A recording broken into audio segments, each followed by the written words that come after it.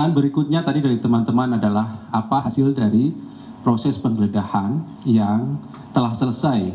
Satu diantaranya di rumah dinas Menteri dimaksud. Dari informasi yang kami peroleh, tentu dari tim penyidik di lapangan, dalam proses penyidikan dimaksud ditemukan antara lain sejumlah uang rupiah dan juga dalam bentuk mata uang asing. Ya. Kemarin ada pertanyaan juga dari teman-teman, itu dibawa alat penghitung uang, betul, gitu ya. Jadi tim penyidik juga membawa alat penghitung uang tentunya dalam proses penggeledahan tersebut untuk menghitung secara akurat jumlah uang yang ditemukan dalam proses penggeledahan dimaksud. Juga beberapa dokumen ditemukan di sana, seperti catatan keuangan dan juga pembelian beberapa aset yang bernilai ekonomis tentunya, serta dokumen lainnya yang terkait dengan perkara. Ditemukan juga barang bukti elektronik. Dari semua yang ditemukan dalam proses penggeledahan dimaksud, tentu berikutnya tim akan melakukan analisis untuk dijadikan sebagai barang bukti dalam perkara yang sedang kami lakukan penyelesaiannya pada proses penyidikan ini, begitu ya. Selain penggeledahan yang di rumah dinas Menteri Pertanian tadi itu, siang tadi, betul, tadi ada yang bertanya ya, termasuk penggeledahan di kantor Kementerian Pertanian, betul. Tim ada di sana juga, tim penyidik KPK, dan saat ini masih berlangsung ya proses penggeledahan di kantor Kementerian Pertanian. Gitu. Tentu nanti perkembangannya kami akan sampaikan lebih lanjut pada teman-teman terkait hasil dari proses penggeledahan yang sedang berlangsung tersebut. Kemudian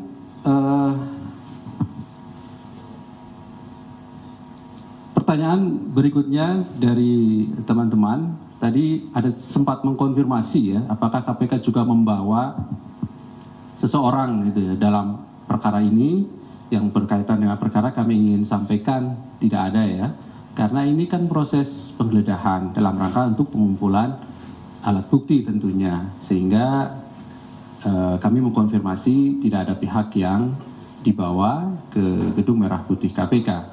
Tetapi hasil dari proses penggeledahan yang tadi kami sebutkan tadi itu betul telah dibawa ke Gedung Merah Putih KPK untuk dilakukan analisis lebih lanjut.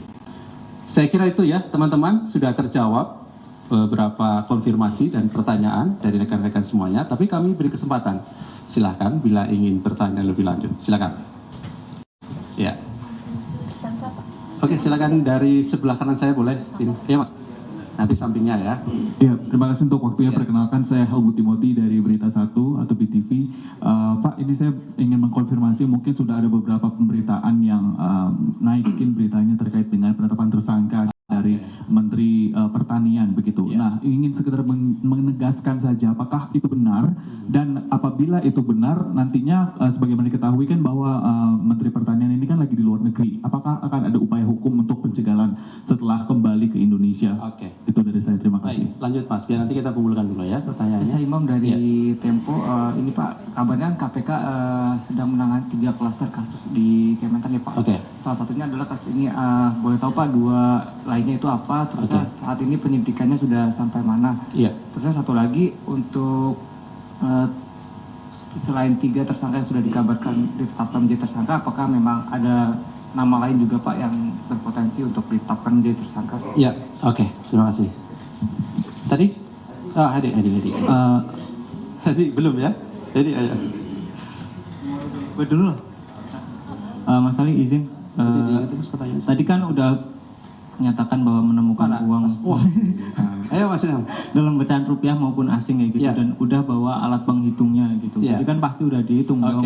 Nah, berapa itu jumlahnya Mas, baik yang asing itu pecahnya dolar apa, AS atau Singapura, terus berapa nilainya? Ya. Silakan Mas Hedi ya, nanti di belakang Pak. Oh, saya mau bertanya ini Pak Ali, saya Hedi dari Kumparan. Soal kalau dari tempo tadi kan udah agak udah agak cepat ya, maksudnya udah bicara klaster 2 klaster itu. Nah yang sekarang ini sebenarnya yang naik penyidikan itu apa? Maksudnya apakah kan kemarin itu beberapa ada yang pungli, ada yang gratifikasi, bahkan TPPU kabarnya. Nah sekarang ini yang apa? Terus pertanyaan selanjutnya, ini kan udah naik penyidikan, apakah yang ditetap, karena tentu sudah ada ditetapkan tersangka begitu kan. Nah apakah sudah ada jadwal pemanggilan termasuk ke Menteri Pertanian begitu yang bersangkutan, apakah sudah dijadwalkan untuk pemeriksaan berikutnya. Terus yang terakhir mungkin ini Pak Ali, itu kabarnya ada SNP ya diamankan ya di sana di rumah dinas. Nah, apakah SNP-nya itu mereknya apa, terus apakah dia punya surat legal atau tidak legal? Baik, terima kasih. Terima kasih. Silakan terakhir Mbak. Oh 2 ya, silakan. Ya.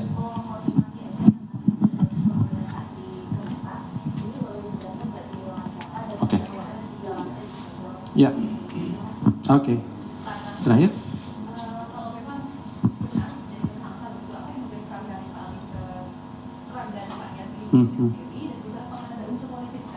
Oke. Ya. Cukup ya? Cukup wakili dari teman-teman semuanya, saya kira. Baik, yang pertama begini ya teman-teman. Seringkali kami sudah jelaskan pada teman-teman ya, bahwa siapa yang ditetapkan sebagai tersangka, konstruksi perkaranya seperti apa, pasti pada saatnya KPK akan sampaikan pada teman-teman semuanya, pada masyarakat. Karena saat ini perkaranya sedang berjalan, baru kemudian kan teman-teman tahu ya, kemarin dilakukan proses penggeledahan, kemudian siang ini dilanjutkan proses penggeledahan di Kementerian Pertanian. Jadi kan masih di awal, gitu ya, masih di awal. Sehingga tentu kami tidak bisa sampaikan apa yang menjadi materi dari proses penyidikan yang sedang kami lakukan. Tetapi yang pasti bahwa dalam proses penyidikan yang sedang KPK lakukan, ini berbeda ya, karena di KPK itu kan ada SOP tersendiri. Dasarnya tentu di Undang-Undang KPK, ada pasal 44, kemudian KUHAP juga dipakai dalam hukum acaranya, begitu ya. Dalam proses penyidikan itu pasti kemudian ada pihak yang ditetapkan sebagai tersangka, begitu ya. Namun siapa tersangka atau para tersangka yang sudah ditetapkan tersebut, pada saatnya nanti pasti kami akan umumkan secara resmi, begitu ya. Sekaligus tadi menjawab bahwa apakah ini ada kaitannya dengan unsur politis. Kami juga berulang kali sampaikan pada masyarakat dan teman-teman semuanya bahwa kami sadar betul karena ini adalah menjelang tahun politik 2024, semua yang dikerjakan KPK pasti kemudian akan selalu dikaitkan dengan proses politik yang sedang berjalan. Tapi kami ingin tegaskan, dan pada waktunya akan dibuka secara terang, ya, apa yang menjadi alat buktinya, perbuatannya seperti apa, begitu ya. Di hadapan majelis hakim tentunya nanti ketika proses penyidikan ini cukup, dilakukan penahanan, dilimpahkan pada proses penuntutan, dan disidangkan pada pengadilan tindak pidana korupsi. Di sana pasti kemudian kami pertanggungjawabkan seluruh proses penyidikan yang KPK lakukan. Kami pastikan bahwa ini adalah murni proses penegakan hukum. Terlebih jauh-jauh hari kami sudah melakukan proses penyelidikan.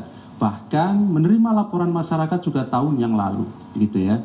Sebagai tindak lanjut itu tentu kemudian terus berjalan. Sampai kemudian beberapa waktu yang lalu kami melakukan proses penyidikan dan dilanjutkan dengan proses penggeledahan.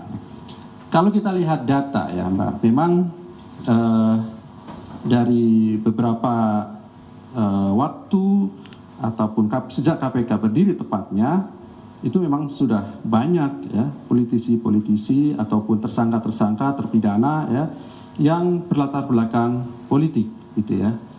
Tapi kami ingin tegaskan tentu yang kemudian KPK lakukan adalah proses-proses yang berhubungan dengan penegakan hukum.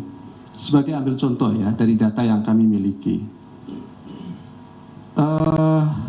Penegakan hukum oleh KPK terhadap para pelaku korupsi yang berlatar belakang politik sejak KPK berdiri tentunya, itu kurang lebih 250 anggota DPRD. Tentu kita tahu anggota DPRD pasti berlatar belakang dari partai politik. Kemudian 133 bupati dan wali kota, 18 gubernur, 83 anggota DPR, dan juga 12 menteri. Begitu. Artinya ini proses penegakan hukum yang sedang kami lakukan ini adalah proses yang KPK juga pernah lakukan, begitu ya. Sehingga kami ingin tegaskan sekali lagi, sama sekali tidak tepat kalau proses penegakan hukum yang sedang KPK lakukan ini dikaitkan dengan proses politik, gitu ya. Tentu teman-teman juga sangat paham bahwa tugas pokok fungsi KPK itu sendiri tidak akan pernah bekerja di wilayah politik. Kami penegak hukum secara terbuka, berkala juga kami sampaikan pada masyarakat, kepada teman-teman, bagaimana kerja-kerja KPK ini dilakukan. Bisa diuji, baik itu dalam proses awal, penetapan tersangka, proses penyidikan, beberapa perkara juga diuji di depan hakim pra peradilan, kan begitu ya.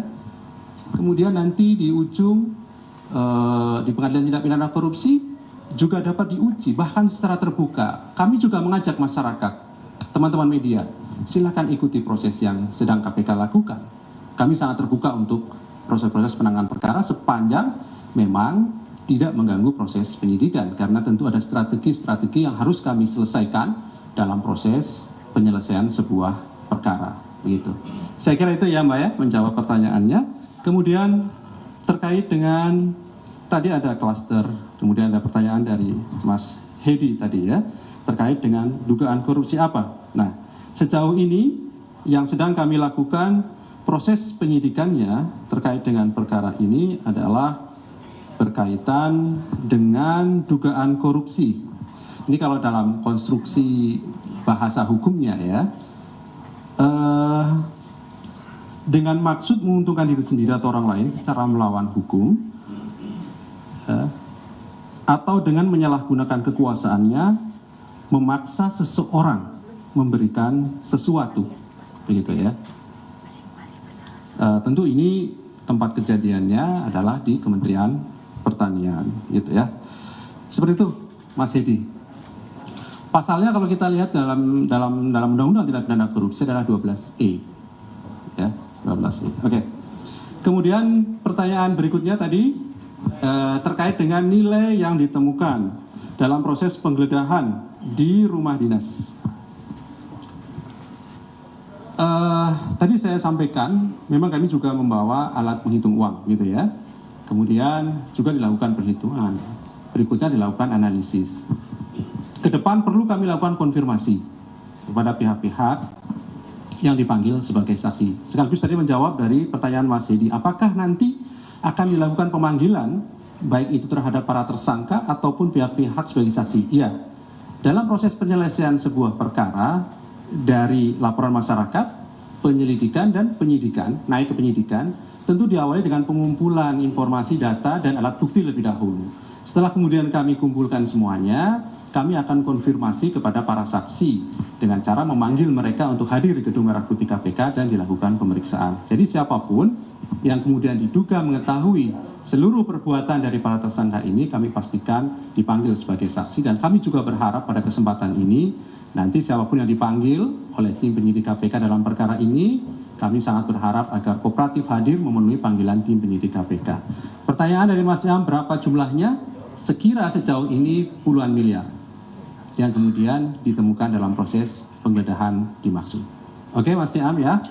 Kemudian tadi Mas Hedi, terkait pertanyaan apa tadi Mas? Senpi, oke. Kami ingin menjelaskan begini saja, karena dalam proses penggeledahan tentu yang kemudian kami ambil dan kemudian kami analisis adalah yang berkaitan dengan perkara. Adapun tadi Mas Hedi bertanya apakah betul ada senpi, kami ingin menjelaskan bahwa kami sudah berkoordinasi dengan pihak kepolisian daerah DKI Jakarta tentunya terkait temuan yang ada dalam proses penggeledahan dimaksud. Itu saja ya Mas Hedi, karena sekali lagi Apa yang kemudian berikutnya kami lakukan analisis adalah yang berkaitan langsung dengan perkara yang sedang kami tangani. Oke? Sudah dikomunikasikan. Ya, oke? Nanti berapa jumlahnya, apakah ada izinnya dan lain-lain, tentu itu kan di luar kewenangan dari KPK ya, karena kami fokusnya sekali lagi teman-teman adalah penyelesaian proses penyidikan yang sedang kami lakukan ini ya. Oke. Ya. Tadi saya kira sudah terjawab ya, bahwa ketika naik pada proses penyidikan, kami pastikan KPK telah menetapkan para pihak sebagai tersangka. Namun demikian, identitas dari para tersangka dan konstruksi perkaranya pasti kami akan sampaikan nanti pada saatnya ketika proses penyidikan ini cukup, begitu ya. Tentu ada proses panjang lebih dahulu ya teman-teman ke depan yang akan KPK lakukan, gitu ya. Tadi dari proses penggeledahan, menganalisis, memanggil para saksi, memanggil para tersangka, melakukan penahanan. Di saat itulah tentu kami sampaikan konstruksi perkara secara utuh termasuk identitas dari para tersangka. Saya kira cukup ya. Di ruang komentar. Oh oke. Kementan. Betul ya, tadi melakukan proses penggeledahan di Kementerian Pertanian dan sedang berlanjut sampai siang hari ini di gedung A, antara lain di ruang Menteri dan juga Sekjen Kementerian Pertanian. Cukup ya, sudah terjawab? Ya, nanti kami akan informasikan lebih lanjut dan konfirmasi ya pada teman-teman di lapangan, karena sejauh ini informasi yang kami peroleh